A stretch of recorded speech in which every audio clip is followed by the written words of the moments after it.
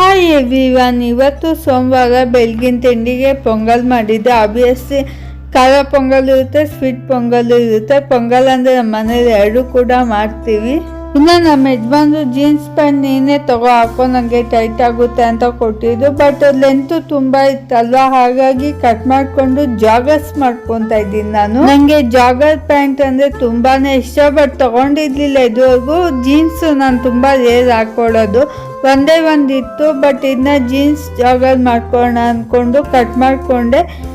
ನೀವು ಲೆಂತ್ ನೋಡಿಕೊಂಡು ನಿಮ್ಗೆ ಎಷ್ಟು ಬೇಕೋ ಅಷ್ಟು ರೆಡಿ ಲೆಂತ್ ತೊಗೊಂಡು ಅದ್ರ ಮೇಲೆ 2 ಇಂಚ್ನ ತಗೊಳ್ಳಿ ಸ್ಟಿಚಿಂಗ್ ಮಾರ್ಜಿನ್ಗೋಸ್ಕರ. ಮತ್ತು ಎಲಾಸ್ಟಿಕ್ ಹಾಕಿ ಸ್ಟಿಚ್ ಮಾಡಿಕೊಂಡ್ರೆ ಮುಗೀತು. ತುಂಬ ಚೆನ್ನಾಗಿ ಬಂದಿತ್ತು. ಇನ್ನು ಬ್ಲ್ಯಾಕ್ ಕಲರ್ ಪ್ಯಾಂಟ್ ಇದೆ, ಎಲ್ಲದಕ್ಕೂ ಮ್ಯಾಚ್ ಆಗ್ತಿತ್ತು. ಬಟ್ ಇದು ಬ್ಲೂ ತುಂಬ ಚೆನ್ನಾಗಿ ಬಂತು. ರೆಡಿ ಏನು ತೊಗೊತೀವಿ ನಾವು ಹೊರಗಡೆ ಅದೇ ಥರನೇ ಬಂದಿತ್ತು.